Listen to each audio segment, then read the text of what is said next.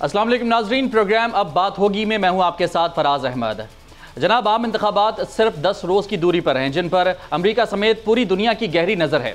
मुल्क में इस वक्त हर तरफ इंतखाबात का शोर है। तमाम सियासी जमातें और आज़ाद उम्मीदवार पूरी कोशिशों में मसरूफ़ हैं, पूरी तैयारियों में मसरूफ़ हैं। इंतखाबी मुहिम चलाई जा रही है, लेकिन ऐसे में मुल्क की बड़ी सियासी जमात होने के नाम नहाद दावे करने वाली तहरीक इंसाफ, जो इंट्रा पार्टी इलेक्शन की शफाफियत साबित ना करने की वजह से अदालती अहकामात पर इलेक्शन से बाहर हो चुकी है, वही तहरीक इंसाफ कुछ और ही तैयारियों में मसरूफ़ है। PTI आलमी सतह पर पाकिस्तान और हालिया इलेक्शन को सबूताज करने के लिए एक नया महाज खोलने की तैयारी कर रही है। PTI ने मुल्क को बदनाम करने और एक मरतबा फिर रियासती इदारों पर मुनज़्ज़म हमले की जामे मनसूबाबंदी कर रखी है, और इस ज़िम्न में अमरीका और पाकिस्तान में लाखों डॉलर्स इन्वेस्ट किए गए हैं। ज़राए के मुताबिक PTI की जानिब से इलेक्शन की मॉनिटरिंग और प्रोपेगेंडा करने के लिए एक अमरीकी लॉबिंग फर्म को 6 महीने के लिए हायर किया गया है, और एक PR फर्म से 3 महीने का एक कॉन्ट्रैक्ट साइन किया गया है, जिसका मकसद झूठी, बेबुनियाद और मनफी खबरों को आलमी सतह पर भरपूर तरीके से उजागर करना और फैलाना है, ताकि पाकिस्तान पर सिफारती और ह्यूमन राइट्स के इदारों की तरफ से दबाव डाला जा सके। और यही नहीं, हुकूमत और इस्टेब्लिशमेंट पर इस आलमी दबाव से बानी PTI के लिए रियायत का हदफ हासिल करना भी मकसूद है। हमदर्दी हासिल करने के लिए फिर बानी PTI पर 5 जो कानूनी केसेस हैं उनको बढ़ा चढ़ा कर, तोड़ मरोड़ कर आलमी सतह पर 200 के करीब केसेस बताए जा रहे हैं। तहरीक इंसाफ की मनसूबाबंदी का मकसद मुल्की इदारों को बदनाम करना है। 9 मई को एक फॉल्स फ्लैग ऑपरेशन साबित करके अवाम और अफवाज पाकिस्तान के दरमियान खलीज पैदा करना है।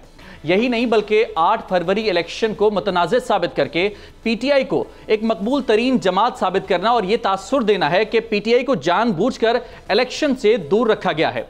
PTI का हायर करदा जो लॉबिंग फर्म है, ये ग्रुप जो है, ये पहले से अमरीकी ऐवान नुमाइंदगान और आलमी सतह पर पाकिस्तान मुखालिफ बयानियाँ तश्कील देने में सरगर्म है, और यहाँ तक कि इस सिलसिले में एक मुतासिबाना किस्म की दस्तावेजी फिल्म भी तैयार की गई है। अमरीकी और मगरबी मीडिया में आर्टिकल्स के जरिए, ये पेड आर्टिकल्स हैं जिनके जरिए पाक फौज, इंटेलिजेंस एजेंसीज और इलेक्शन कमीशन को टारगेट करना इस मंसूबे का एक हिस्सा है। ये बड़ा खतरनाक किस्म का मंसूबा है। इसके असरात क्या होंगे, कब से ये सिलसिला शुरू हो चुका है, इस पर बात कर पैनल में हमारे मेहमान मौजूद हैं। PTI के बानी रहनुमा जनाब अकबर एस बाबर हमें ज्वाइन कर चुके हैं। पाकिस्तान पीपल्स पार्टी की सीनियर रहनुमा शर्मिला फारूकी साहबा ने हमें ज्वाइन किया है। सीनियर तज्जियाकार जनाब सैयद मोहम्मद अली हमारे साथ मौजूद हैं। तमाम मेहमानों का बहुत शुक्रिया। अकबर एस बाबर साहब, आपसे गुफ्तगू का आगाज़ करना चाहूँगा। सर, ये जो सिलसिला है, ये बिल्डअप हम देख रहे हैं कि 1.5-2 साल से चल रहा है, कोई नई बात नहीं है, बहुत पहले से सिलसिला चल रहा था, लेकिन अभी इलेक्शन का जो माहौल गर्म हो चुका है, इलेक्शन के दिन करीब आ चुके हैं, ये एक नया इंकशाफ आया है और इसके बड़े ख़तरनाक किस्म के असरात मरतब हो सकते हैं। इस पर आपकी क्या राय है? ने बयान किया है तो ये इंतहाई तशवीशनाक बात है, लेकिन देखिए, मैंने 2014 में जब फॉरेन फंडिंग केस किया था तो मेरे पास उस वक्त शवाहिद आ गए थे कि गैर कानूनी फंडिंग हो रही है, और मुझे तकरीबन 8 साल लग गए। बारहा मैं इलेक्शन कमीशन के बाहर खड़े होकर ये कहता था कि ये कौमी सलामती का मामला है कि एक जमात और कोई भी ऐसी जमात हो, तो खासकर जो इक़्तिदार में भी हो या उसकी पॉपुलैरिटी भी हो, अगर उसकी गैर कानूनी फंडिंग होती है बाहर से, तो जाहिर है कोई फंडिंग जब करता है तो किसी मकसद के लिए करता है, उसकी पॉलिसी को इन्फ्लुएंस करने के लिए करता है, उसका काबा किबला को अपनी मर्जी के मुताबिक मोड़ने के लिए करता है। तो फिर 8 साल मुझे लगे, जब 2 अगस्त 2022 को फाइनली ये बात तय हो गई और फैसला आ गया इलेक्शन कमीशन का कि तकरीबन $7 मिलियन से ज्यादा गैर कानूनी फंडिंग हुई है, और रुपयों के अलावा वो इससे अलग है, और इसमें तकरीबन $3 मिलियन से ज्यादा जो थे वो सिर्फ अमेरिका से 2 कंपनियों के जरिए आए थे, जिसकी हमने निशानदेही की थी। इसके अलावा बरतानिया से तकरीबन 7,92,000 पाउंड जो थे वो गैर कानूनी तौर पे आए थे। इसी तरह और मुल्कों से, स्विट्जरलैंड से वुटन क्रिकेट जो थी $2.1 मिलियन वहां से आए थे, जो एक ऑफशोर कंपनी रजिस्टर्ड थी। तो ये तमाम पैसा, और ये याद रखिए कि ये जो तमाम जो मैं आपको तफसीलात दे रहा हूँ, ये सिर्फ 2013 तक की थी। तो उसके बाद जब ये मामला बढ़ा और फिर वो धरने हुए, और जाहिर है कि इससे कई गुना बड़े पैमाने पे पैसा आया होगा, और अभी तक उसकी तहकीकात नहीं हुई, हालांकि हो जानी चाहिए थी, क्योंकि जब आज चीज साबित हो गई है तो ये इलेक्शन कमीशन का इख्तियार है कि वो सू मोटो भी ले सकते हैं, और अब तो चंद महीनों में ये तहकीकात हो जाती है, स्टेट बैंक से अब सारा रिकॉर्ड लें। तो ये मैं बारहा ये कहता था। अच्छा अकबर साहब, उस वक्त की जो आप बात कर रहे हैं, उस वक्त फंडिंग की गई थी पीटीआई के ऊपर, उसके मकासद यकीनन कुछ ना कुछ होंगे। इस वक्त पीटीआई फंडिंग कर रही है, गैर मुल्की एजेंसीज को, फर्म्स को हायर किया जा रहा है प्रोपेगेंडा करने के लिए, नेगेटिव प्रोपेगेंडा हमारे इदारों के ऊपर, इलेक्शन कमीशन के ऊपर, मुसल्लह अफवाज के ऊपर। इस ज़म्न को आप कैसे देखते हैं? और ये सिलसिला भी आज से नहीं है, वही बात है कि 1-1.5 साल से ये बिल्डअप चल रहा है, तो इसके जो असरात हैं क्या मरतब हो सकते हैं? इसमें ओवरसीज पाकिस्तानियों को शामिल किया जा रहा है, नौजवानों को शामिल किया जा रहा है, सोशल मीडिया एक बड़ा इंपॉर्टेंट टूल है जिसका इस्तेमाल किया जा रहा है। देखिए, पैसा जो होता है ना, जब पैसा बड़े पैमाने पे चलता है, जाहिर है किसी मकसद के लिए चलता है, उसका रूट ऐसा होता है कि आपको सोर्स तक पहुंचने में बड़ी दुश्वारी होती है। तो जैसे कि मैंने पहले कहा, मैं उस वक्त ये भी कहता था, ये जो इंतशार की सियासत है, ये जो इदारों पे हमले हो रहे हैं, ये जो इदारों को कमजोर किया जा रहा है, ये मनफी सियासत है, ये मुल्क दुश्मनी है। ये इस सियासत को किसी सूरत में हमें काबिल कबूल नहीं करना चाहिए। और आप इससे अंदाजा लगाइए, देखिए हम सब की तो एक जिम्मेदारी भी है ना, तमाम इदारों की जिम्मेदारी है। मैं दो बातें इस हवाले से करना चाहता हूँ। एक ये कि 2 अगस्त को जब फैसला आ गया, साबित हो गया, अभी उस फैसले पे अमल दरामद होना अभी भी बाकी है, नंबर 1, और उस पर बड़ी सख्ती से फैसले पे अमल दरामद होना चाहिए। दूसरी बात, अभी हमने जब एक नेशनल कॉन्फ्रेंस की यहाँ पे, जब सुप्रीम कोर्ट ने इंट्रा पार्टी इलेक्शन में इलेक्शन कमीशन के फैसले की तौसीक कर दी, तो हमने अभी एक नेशनल कॉन्फ्रेंस में जो करारदाद पास की, उसमें एक शिट ये भी है कि इस वक्त तमाम पाकिस्तान तहरीक इंसाफ के जो अकाउंट्स हैं उनको फ्रीज किया जाए। इलेक्शन कमीशन ऑफ पाकिस्तान को चाहिए कि वो स्टेट बैंक को ये हिदायत करें, क्योंकि इस वक्त तमाम लीडरशिप डिफंक्ट है, वो कानूनी तौर पे वो उन ओहदों पे डिफंक्ट है, उनकी कोई हैसियत नहीं है। वो कैसे उन बैंक अकाउंट्स को ऑपरेट करते हैं, उसमें भी बड़े पैमाने पे पैसा आता है और आ रहा होगा। तो ये तमाम इक़दामात हम सबको मिलके तमाम इदारों को करना पड़ेगा। देखिए, जब भी कोई इंतशार या खलफशार फैलाने की कोई साजिश होती है, तो पैसा जो होता है उसके रूट्स को ब्लॉक करना होता है।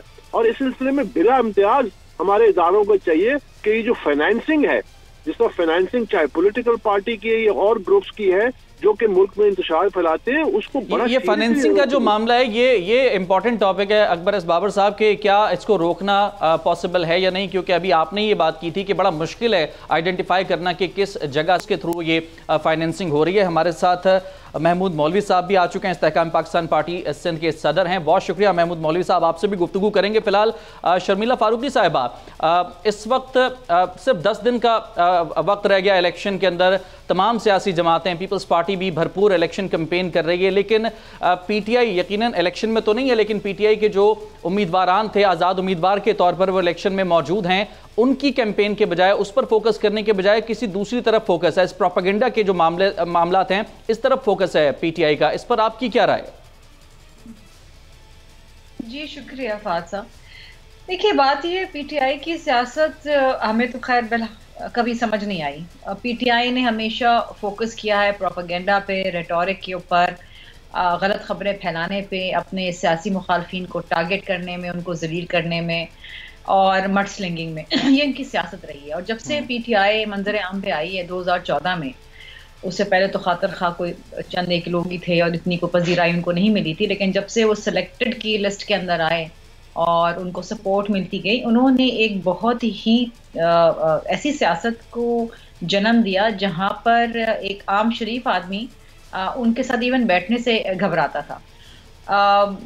उनके जो चंद एक लोग थे जिनको खास तौर पे टीवी पे भेजा जाता था लोगों की तज़हीक करने के लिए, लोगों को जलील करने के लिए, लोगों की पगड़ियां उछालने के लिए, ये सियासत ही ऐसी थी। और फिर इनकी रेटोरिक बड़ी कमाल की थी। ये बड़ा सोशल मीडिया पे खेलते थे, बड़ा इनका एक फोकस होता था कि किस तरीके से झूठ को भी इतनी बार बोला जाए कि वो सच लगने लगे।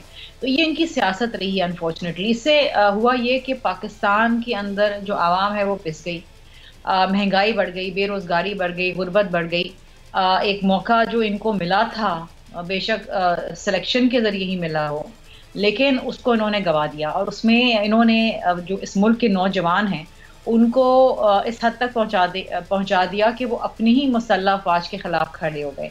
तो पाकिस्तान की तारीख़ में ये एक ऐसा बदनुमा दाग रखता है कि जिसको मैं समझती हूँ कि इन तमाम लोगों को जो छोड़ के चले गए चले, तौबा का रास्ता हमेशा हर किसी के लिए खुला होता है, अल्लाह भी माफ़ कर देता है। लेकिन अभी भी आप देखिए कि जो पीटीआई के में लोग मौजूद हैं और जो उनके चेयरमैन का अभी भी जो टोन और टेनर है, जो उनकी जो बातें हमें सुनने में आती हैं मीडिया में कि जज से भी बदतमीजी कर दी और फला कर दिया, दे हैव लर्नड नथिंग, कुछ सीखा नहीं उन्होंने। और वही जारहाना सियासत, वही लड़ाई झगड़े की सियासत, नफरतें फैलाने की सियासत, ये वही है। जाहिर बात है ये प्रोपेगेंडा जो है इनका जारी रहेगा। बाहर से इनकी फंडिंग आती है, बाहर इनके बहुत सारे ऐसे सपोर्टर्स बैठे हैं जो इनको बासानी फंड भी कर सकते हैं। लेकिन अनफॉर्चुनेटली पाकिस्तान की सियासत में इन्होंने एक बहुत ही एक जो हलचल मचाई थी वो कुछ हद तक अब ख़त्म होने जा रही है। लेकिन अनफॉर्चुनेटली एक बार जब आप एक अच्छा या बुरा बीज बो देते हैं ना किसी भी शोबे के अंदर और बिलखुसूस सियासत के अंदर, फिर उसको निकालते उसके जो आप असरात होते हैं ना वो बहुत दूर असरार होते हैं। वो उनको आप संभालते और निकालते आपको कई साल लग जाते हैं। और ये हमारे साथ अनफॉर्चुनेटली हुआ है, होगा। इनके दौर में जिस किसी ने भी इनके खिलाफ कोई बात की या इनकी मर्जी के खिलाफ ये कह लीजिए कि बात की, चाहे वो सियासतदान हो, चाहे वो जर्नलिस्ट हो, चाहे वो कोई खातून हो, चाहे वो कोई मर्द हो, कोई इंडस्ट्रियलिस्ट हो, कोई जज हो, कोई फौजी हो, कोई भी हो, जिस किसी ने इनकी बात से इख्तलाफ किया उसकी तो उन्होंने मट्टी पलीत कर दी थी। और ये एक ऐसा दौर था पाकिस्तानी सियासत के अंदर कि मैं समझती हूँ कि जिसको जितना जल्दी साफ करके धो दिया जाए उतना बेहतर है। अल्लाह करे कि आइंदा आने वाले इलेक्शंस फ्री और फेयर हों और उसके अंदर अच्छी क़यादत सामने आए जो इस मुल्क में नफरतों को ख़त्म करे, लड़ाई झगड़ों को ख़त्म करे, आवाम की खिदमत करने के लिए आए। और मैं समझती हूँ कि पाकिस्तान बिल्कुल शर्मिला साहबा, उम्मीद हम भी यही करते हैं कि एक ऐसी मुंतखब हुकूमत आए जो कि आवाम के दुखों का मुदावा कर सके। मोहम्मद अली साहब, ये जो सिचुएशन हमने देखी है, पीटीआई का एक नया जो एक प्रोपेगेंडा सामने आया है, एक तरफ तमाम सियासी जमातें इलेक्शन कैंपेन में मसरूफ़ हैं, लेकिन लगता ऐसा है कि पीटीआई का फोकस इलेक्शन कैंपेन पर कम बल्कि जो प्रोपेगेंडा है यानी कि सोशल मीडिया पर वो कहते हैं कि माहौल चुक के रखो जी, ये वाला मामला जो है इस पर ज़्यादा फोकस है। जो कमेंट्स हैं, जो इस तरह के हेट स्पीच है, इन चीज़ों को बहुत ज़्यादा जो है सपोर्ट कर रही है पीटीआई, ऐसा लग रहा है। बिल्कुल जी, मैं मुख्तसरन 3 पहलू आपके सामने रखूंगा। पहली बात यह है कि बुनियादी तौर पे अगर आप एक पॉलिटिकल एनालिसिस करें तो इस जमात का जो सियासी तर्ज अमल है वो पार्लिमानी सियासत या कंस्ट्रक्टिव और रिस्पॉन्सिबल सियासत के मुकाबले में आपको नजर आता है कि रियासत के खिलाफ एक सियासी मुहिम के अंदाज में है। और दूसरी बात यह कि इनकी जो सारा इनका बयानिया है इनकी सियासत का, वो कोई रिजल्ट ओरिएंटेड जो इस वक्त अवामी मसाइल हैं, चाहे वो गुर्बत हो, भूख हो, सेहत हो, मुलाजमत हो, रोजगार हो, इसके बजाय जो रियासत के 3 पिलर्स होते हैं उनके खिलाफ है। आप देखें इनका जो 2 साल के दौरान जो बयानिया है वो पाकिस्तान की अफवाज, पाकिस्तान के हसास इदारों, पाकिस्तान की अदलिया के ऊपर प्रेशर डालने का आपको एक हिकमत अमली का हिस्सा नजर आता है। और जो आज आप प्रोग्राम कर रहे हैं खुसूसन जो आलमी सतह पे आपको लगता है कि एक बड़ी जामिया और हमजहत हिकमत अमली है जिसका मकसद आलमी बरादरी की पाकिस्तान के हवाले से तशवीश में इजाफा करना है, पाकिस्तान के रियासती इदारों अदलिया को बदनाम करना है, उन पर दबाव डालना है और साथ ही साथ पाकिस्तान की माशी और सियासी जो स्टैंडिंग और मसाइल हैं उनमें मजीद इजाफा करना है। ये तो उनकी पूरी सियासत का आप समझे कि हिकमत अमली का हिस्सा है।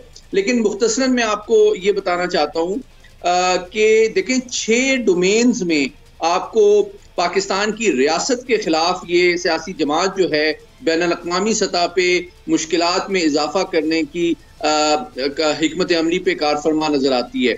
पहला स्टेज जो है आप देखें, जिस तरह आपने खुद भी कहा कि माली एतबार से बहुत बड़े पैमाने पे जो पैसा है और डॉलर्स जो हैं वो पानी की तरह बहाए जा रहे हैं, रियासत के खिलाफ सफारा होने के लिए।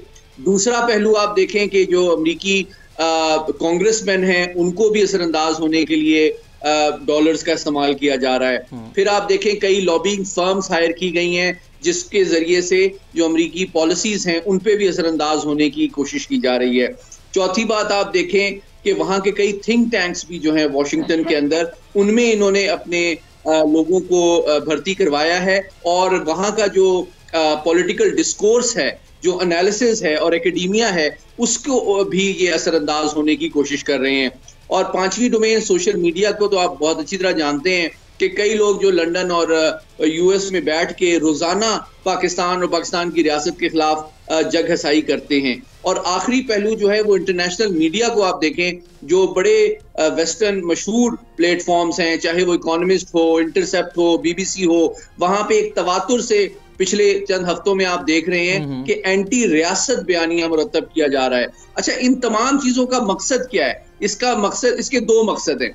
एक मकसद दाखिली सतह पे हमारी जो अदलिया है उसके ऊपर प्रेशर डालना, उनके फैसलों पे असरअंदाज होना, ताकि अपने खिलाफ जो 9 मई के हवाले से एंटी स्टेट हरकत के जो जराइम हैं उनकी कार्रवाई पे असरअंदाज हुआ जाए और आलमी सतह पे पाकिस्तान को आइसोलेट और बदनाम किया जाए, जो कि हमारे दुश्मनों का एजेंडा है। तो इस वक्त आखिरी बात मैं ये करूंगा कि जो हमारे दुश्मन हैं वो तो बहुत खुश हो रहे हैं कि जनाब भारतीय फौज और इंटेलिजेंस एजेंसी जो काम नहीं कर सकी, उसी मुल्क के साथ ये तमाम तर मामलात हो रहे हैं, उसी मुल्क से मदद मांगी जा रही है। जब अपनी हुकूमत में थे तो कहा जाता था कि अमेरिका की गुलामी नामंजूर, ये नारा लगाकर बड़े जो है अवाम के अंदर पजीराई इन्होंने हासिल की थी। अच्छा महमूद मौलवी साहब, आप पीटीआई का हिस्सा रहे हैं, फिर 9 मई के वाकयात के बाद आप वो पहले रहनुमा थे जिन्होंने पीटीआई से अलहदगी का ऐलान किया था। ये जो पीटीआई का रवैया है, बानी पीटीआई का जो रवैया है कि जब तक फील्ड उनके पास मौजूद है, अच्छी विकेट है, बैटिंग करते रहो और उसके बाद जब हार नजर आए तो विकेटें उखेड़ो और फिर चले जाओ। अब इस वक्त इलेक्शन के अंदर इलेक्शन को सबूताज करने की, विकेट्स को उखेड़ने की कोशिश की जा रही है, इस पर आपकी क्या राय है?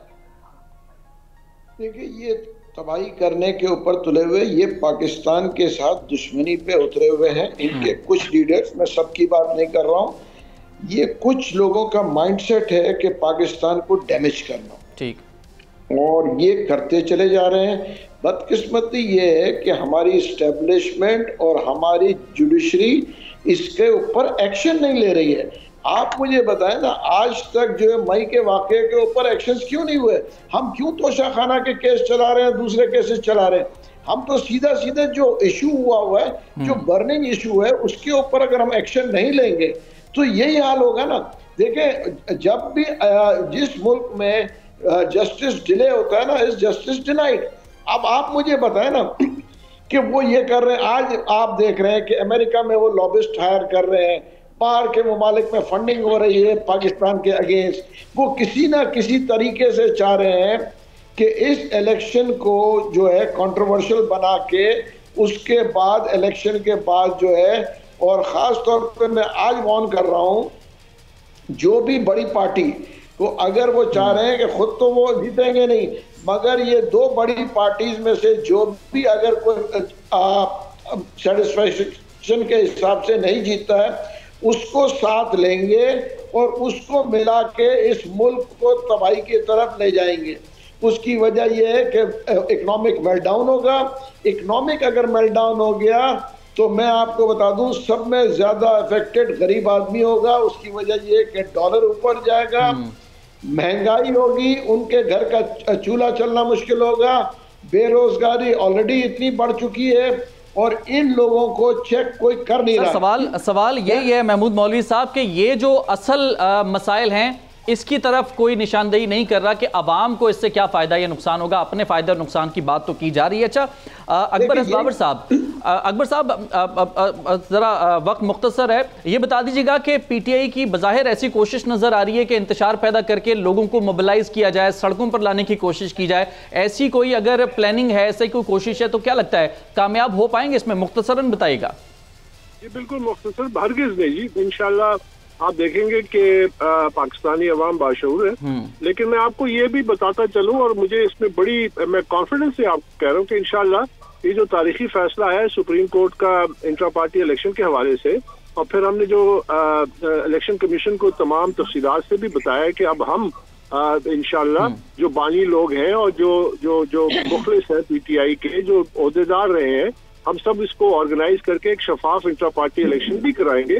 तो इसी जमात का हमने काबा किबला भी ठीक करना है, इसकी मेन स्ट्रीमिंग भी करनी है, और अच्छे शफाफ और कॉम्पिटेंट लीडरशिप को भी लेके ये भी इंशाल्लाह करके दिखाएंगे। क्योंकि हमने वो जो सपोर्टर्स हैं वो मैं उनको गुनाहगार नहीं समझता, वो मासूम है, उनके ऊपर उनको प्रोपेगेंडा के विक्टिम्स हैं। हमने उन सबको मेन स्ट्रीमिंग करनी है, उनको लेके चलना है, अपने साथ लेके चलना है और नेशन बिल्डिंग की तरफ लेके जाना है।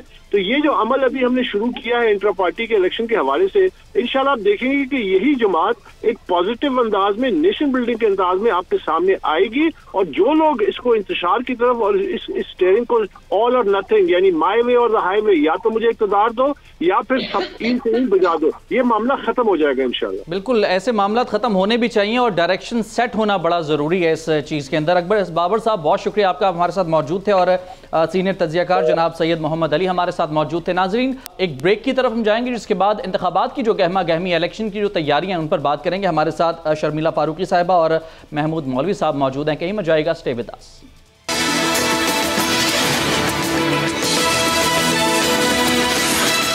वेलकम बैक नाजरीन। अब कुछ बात हो जाए इंतखाबी गहमा गहमी के हवाले से। इलेक्शन का दिन करीब आने के साथ साथ सियासी सरगर्मियां भी बड़ी तेजी के साथ बढ़ती जा रही हैं।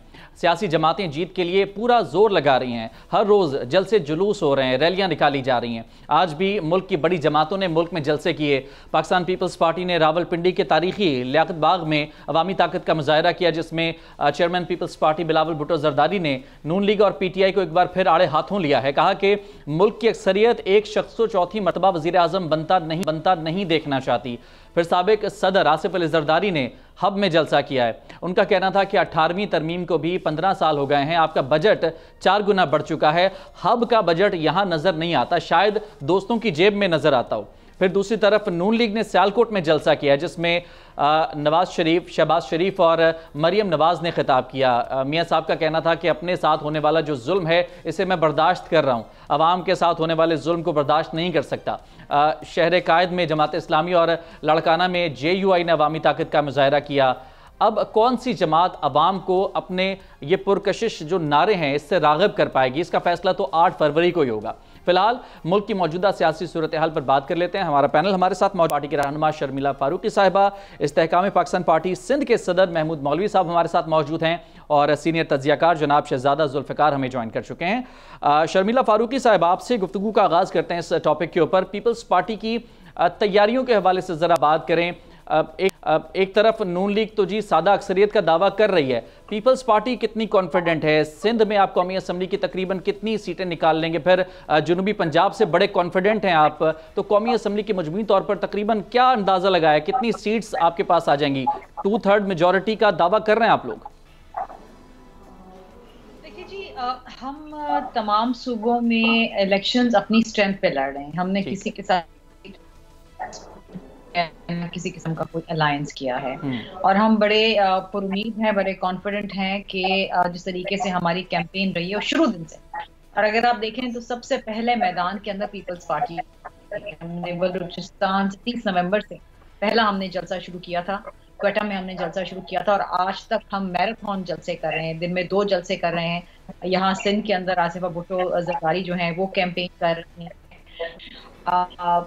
सदर साहब आज हब के अंदर जलसा, रावल साहब ने रावलपिंडी में जलसा किया है। तो जिस तरीके से लड़ा जाता है ना, इलेक्शन लड़ा जाता है, जब आप अपना मंशूर लेके अवाम में जाते हैं, अवाम के मसाइल पे बात करके और उनका हल बताते हैं, तो वह पीपल्स पार्टी है जो वाकईतन एक सही जमहूरी तरीके से इलेक्शन प्रोसेस के अंदर है।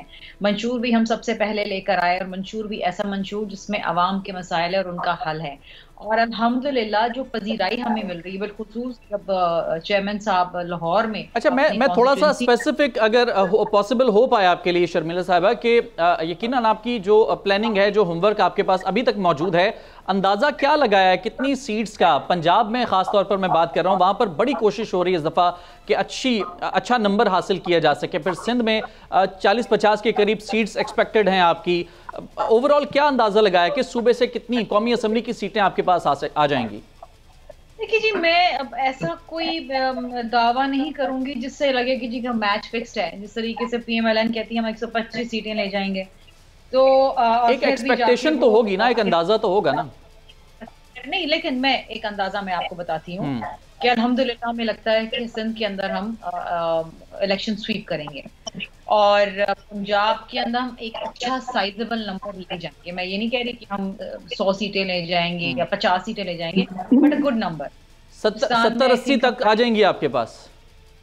मेरा ख्याल है कि ऑलमोस्ट 70-75 से प्लस हो सकती हैं सीट्स, जो अभी तक हम समझते हैं। जो हमने देखें इस वक्त मैं बात जो कर रही हूँ वही बात कर रही हूँ जो हम आपस में बैठ के बात करते हैं, जो हम ऑन ग्राउंड रियलिटी देख रहे हैं, जो हम देख रहे हैं, जो हमें पजीराई मिल रही है। हम जहां जहां जाते हैं, चाहे वो KPK हो, चाहे वो बलूचिस्तान हो, चाहे वो पंजाब हो, NA 127 के अंदर जो हमें पजीराई मिल रही है। बहुत से लोग जब चेयरमैन साहब ने वहाँ कागजात नामजदगी जमा कराए थे तो बहुत से लोगों ने कहा था कि क्या हो गया जनाब, ये क्यों जमा करा रहे हैं यहाँ पर। और जो हमें ओवरवेलमिंग सपोर्ट उस सिर्फ एक कॉन्स्टिट्यूंसी से हमें मिल रहा है, वो इट्स अनबिलीवेबल। अच्छा। और जिस तरीके से पूरी पीपल्स पार्टी पंजाब के अंदर उस एक सीट की चेयरमैन साहब की वहाँ मौजूदगी और डोर टू डोर कैंपेन और वहाँ पर जलसा और उसके बाद एक जान आई है पार्टी में, वो it's unbelievable.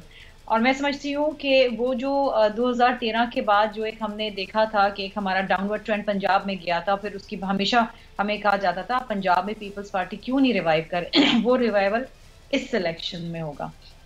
So I think we will be in a very very comfortable position कि हम एक अच्छा, बहुत अच्छा नंबर, कॉन्फिडेंट पोजीशन में है पाकिस्तान पीपल्स पार्टी यानी। ठीक है। अच्छा, महमूद मौलवी साहब, पीपल्स पार्टी का दावा आपने सुना, दावा या फिर एक प्रेडिक्शन के काफ़ी अच्छी पोजीशन में है, 70-75 के करीब पंजाब में, फिर सिंध के अंदर क्लीन स्वीप करना, फिर बलूचिस्तान और KPK जो है वहाँ से भी कुछ ना कुछ इनके पास आएगा। नून लीग सिर्फ पंजाब में 100 सीटों का दावा कर रही है, सादा अक्सरियत हासिल करने का कौमी असम्बली में दावा कर रही है। आपकी जो हमदर्दियाँ या फिर सपोर्ट लग रहा बज़ाहिर यही है कि नून लीग के साथ होगी। अगर क्लीन स्वीप करने वाली पोजीशन या फिर सादा अक्सरियत वाली पोजीशन है नून लीग के पास, तो फिर क्या आपकी ज़रूरत होगी नून लीग को? और अगर ज़रूरत नहीं होगी तो फिर आपका आगे का क्या प्लान है? आम हालत में लोग कहते हैं कोई भी चीज हरफ आखिर नहीं है।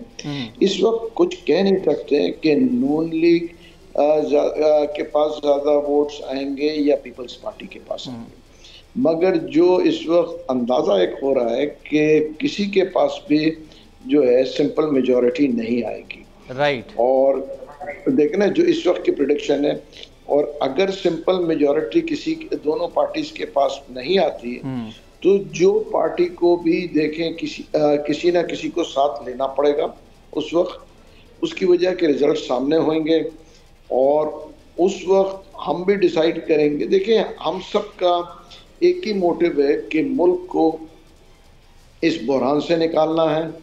आवाम क्योंकि महंगाई में पिस गई है, आवाम को रिलीफ मिलना चाहिए।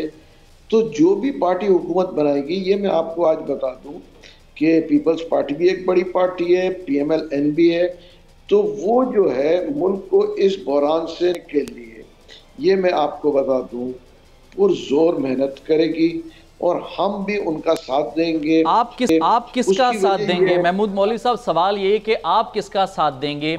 नून लीग के साथ जो साथ नजर बनता हुआ दिखाई दे रहा है, क्या वही रहेगा या फिर ये देखा जाएगा कि किसकी अक्सरियत बनती हुई दिखाई दे रही है? क्या वो पीपल्स पार्टी है, क्या वो नून लीग है? उस हिसाब से डिसाइड करेंगे या फिर प्लान्ड है कि जी नून लीग के साथ ही जाना है?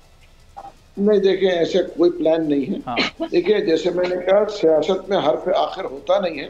देखिए इस वक्त देखा जाएगा। अच्छा, कता कलामी की माजरत महमूद मौलवी साहब, आपके जो रहनुमा इस्तेहकाम पाकिस्तान के जो रहनुमा हैं, मुख्तलिफ रहनुमा, उनके बयानात जो है वो यही तासुर दे रहे हैं कि जी मामला तय हो गए हैं। देखिए मामला ऐसे कोई चीज तय नहीं हो गया। देखिए पंजाब में बिल्कुल सीट एडजस्टमेंट हुई है। हाँ और सीट एडजस्टमेंट वहां होती है जहां दोनों पार्टी के मफादात होते हैं। बिल्कुल ठीक है। ये नहीं होता कि देखिए वो किसी एक को फेवर, कोई भी पॉलिटिक्स में किसी को फेवर नहीं करता है। अगर कोई फेवर करता है तो एक दूसरे को जो है, जब उसका अपने आप को फेवर मिलता है तो वो फेवर करेंगे। तो हमारे बेसिकली वहां पे एडजस्टमेंट हुआ है। मगर ये मैं आपको बता दूं कि हम जो है किसी को कमिटेड 100% नहीं है। अगर देखें पीपल, देखें इस वक्त नजर आ रहा है कि ये दो मेजर पार्टीज हैं, क्योंकि देखें पीटीआई तो टेक्निकली पार्टी रही नहीं इंडिपेंडेंट कैंडिडेट से, और इंडिपेंडेंट कैंडिडेट्स किसके साथ जाएंगे, क्योंकि मैं ये भी देख रहा हूं कि काफी इंडिपेंडेंट कैंडिडेट्स जो है वो इधर उधर शिफ्ट हो जाएंगे। ये कहना कि जी इंडिपेंडेंट शिफ्ट नहीं होंगे, ये आप भी बैठे, मैं भी बैठा हूं और मीडिया भी साहब, इस वक्त तो सबसे बड़ा टॉपिक ही ये है कि जो इंडिपेंडेंट है ये साथ रहेंगे या आगे पीछे चले जाएंगे, क्योंकि हॉर्स ट्रेडिंग जो है वो भी एक चीज है जो कि मैटर करती है और आगे जाकर हो सकता है ये देखने को मिले। अच्छा, ये इंडिपेंडेंट जो उम्मीदवार हैं इस टॉपिक के ऊपर मैं आपसे बात करूंगा जी। इंडिपेंडेंट को आप हॉर्स ट्रेडिंग नहीं कहेंगे जी। उसकी वजह ये है कि देखिए वो इंडिपेंडेंट लड़ रहे हैं।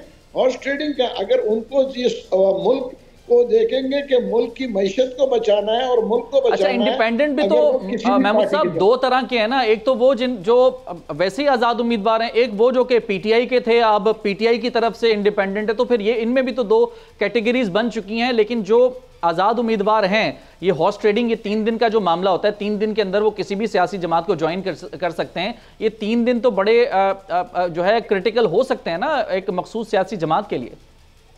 नहीं, बिल्कुल हो सकते हैं। और ये मैं आपको बता दूं, इसी मखसूस जमात के काफी लोग तो ऑलरेडी जो है, मैं बता रहा हूं, इन टच है दूसरों के साथ कि जी हम आपको ज्वाइन कर लेंगे। ठीक। अच्छा शहजादा जुल्फिकार साहब, मजमूई तौर पर हम ये देख रहे हैं कि दोनों बड़ी सियासी जमातें दावा कर रही हैं, सादा अक्सरियत का ना सही लेकिन अच्छी खासी सीटों का दावा कर रही हैं। क्या लगता है कि आखिर में ये जो दोनों पॉलिटिकल पार्टीज़ हैं, कुछ ऐसा नज़र आएगा कि वो जो जोड़ तोड़ का अमल है, फिर ये आज़ाद उम्मीदवारों को इन्वॉल्व करके कोई PDM 2 जैसी कोई हुकूमत नज़र आए हमें? देखिए इम्कान तो यही है, इम्कान यही है कि बिलाखिर ये पॉलिटिकल पार्टीज तो इस वक्त अगर इकट्ठे होकर इलेक्शन लड़े तो फिर एक दूसरे के खिलाफ कैसे लड़ सकते हैं।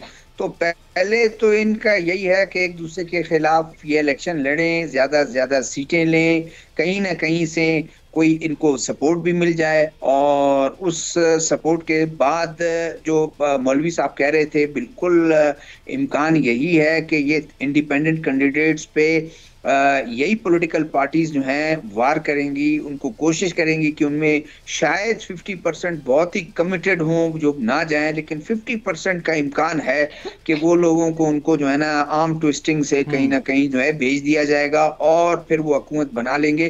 तो और फिर उसके बाद सबसे बड़ा चैलेंज इस वक्त इस मुल्क के लिए क्या है, जो अभी ये आपके मौलवी साहब कह रहे थे, वो है आपकी इकोनॉमी की बहाली।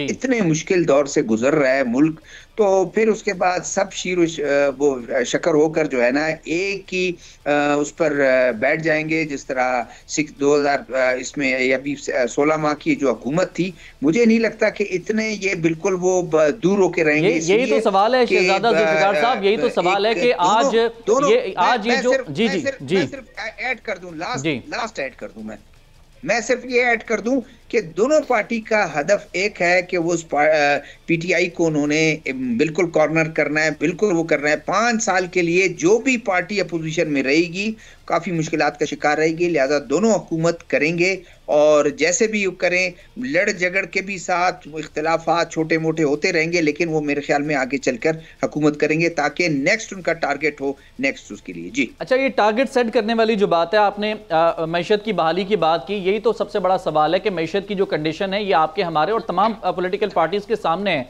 ऐसे में जो भी जमात जीतती है, जीतने के बाद अगर वो ये बात करे कि मुल्क को पिछली गवर्नमेंट ने तबाह करके रख दिया, मईशत की बहाली में अभी तो जी वक्त लगेगा, इलेक्शन से पहले वही नारे 300 यूनिट मुफ्त देंगे, करोड़ों नौकरियां देंगे, ये तमाम चीज़ें जो हैं वो मौजूद हैं। दोनों जमातों ने अपने अपने मंशूर में बड़े ज़बरदस्त किस्म के दावे कर दिए हैं, लेकिन प्रैक्टिकली ये पॉसिबल है या नहीं, ये तो फिर उसके बाद ही पता चलेगा, क्योंकि हमारी मईशत किस कंडीशन में इस वक्त वो आपको भी पता है, हमें भी पता है। IMF से पूछे बगैर हम कोई अमल नहीं कर सकते, कदम नहीं उठा सकते। देखें, बिल्कुल आप सही कह रहे हैं। IMF ने जो आपको एक वो दिया हुआ है, फार्मूला दिया हुआ है, जो कंडीशंस उनकी वो हैं वो आप एक्सेप्ट कर चुके हैं। वो एक पार्टी आए, दोनों पार्टी मिल के आए, आगे जो भी आए, ये इंतखाबी नारे हैं कि 300 यूनिट बिजली हम दे देंगे और ये दे देंगे, बड़ा मुश्किल है काम। आप जब हुकूमत में आते हैं आपके लिए बहुत बड़े टास्क, अपहिल टास्क आपके पास मौजूद होते हैं, जिसको फेस करने के लिए मेरा अपना ये ख्याल है कि वो कोई तना पार्टी को पहले तो इतनी मेजॉरिटी मिलेगी नहीं, अगर मेजॉरिटी मिले तो वो हुकूमत करे। जब एक वीक उनके पास जो है वो आएगा, एक स्प्लिट मैंडेट आएगा, तो उसके लिए बड़ा मुश्किल है कि वो खुद अकेला वो करे, इसलिए कि अपोजिशन फिर उसको बहुत मुश्किल है कि उसको चलने दें। तो मेरे ख्याल में ये खुद भी, और जिस तरह नेशनल गवर्नमेंट का खुद जरदारी साहब ने भी कभी कहा था कि फ्यूचर गवर्नमेंट जो मैं देख रहा हूँ वो नेशनल गवर्नमेंट देख रहा हूँ, तो इस तरह की कोई गवर्नमेंट बन जाएगी जिसमें जो JUI भी शामिल हो जाए, PDM के एक बी के तौर पर जो है ना वो सारे उनके साथ वो करके हुकूमत करें। जी ठीक। अच्छा, शर्मिला फारूकी साहबा, तकरीबन 3248 के करीब आज़ाद उम्मीदवार हैं। बिलावल कहते हैं कि तीर का जो सामना है, तीर का जो मुकाबला है वो शेर के साथ है, असल मुकाबला हो गया। असल मुकाबला है क्या, पीपल्स पार्टी वर्सेस नून लीग या पीपल्स पार्टी नून लीग वर्सेस आज़ाद उम्मीदवार? असल मुकाबला कहाँ पर देखने को मिलेगा हमें? देखिए जी, पंजाब के अंदर it's People's Party versus PMLN, और जिस तरह भी आपने बात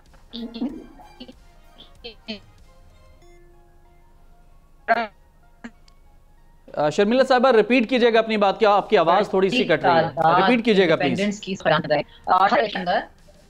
कि पंजाब के अंदर it will be People's Party versus PMLN जी, और सिंध के अंदर तो मैं नहीं समझती कि ऐसा कोई सच मुकाबला है। कराची में मे बी MQM चंद सीटें ले जाए, उनकी इतनी यूनिफिकेशन हुई है और सुना भी है कि उनको बड़ी हेल्प की जा रही है।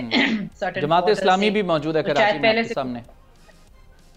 जमात इस्लामी कोई ऐसा सिंध असेंबली में। अच्छा, आपकी आवाज शर्मिला साहब, आपकी आवाज हमें ठीक से नहीं मौसूल हो पा रही है। वफाक के ऊपर जरा स्पेसिफिकली भी बात करें। ये मेरा जो सवाल है वो वफाक के अंदर सीटों के हवाले से, अभी मैं वफाक की बात कर रही हूँ। जमात इस्लामी के ऐसा वफाक के अंदर कोई इतनी ज्यादा सीट्स नहीं। जी जी जी, समझती हूँ कि इंडिपेंडेंट शायद पंजाब के अंदर इंडिपेंडेंस सिंध में मैं नहीं देख रही, मे बी KPK के अंदर हो इंडिपेंडेंट्स की तादाद। सो ऑफ कोर्स हर इलेक्शन के अंदर इंडिपेंडेंट्स आते हैं और ये इंडिपेंडेंट्स हमेशा उसी के साथ जाते हैं जो उस वक्त। सब्सक्राइब करें और बेल दबाएं ताकि कोई खबर रह न जाए।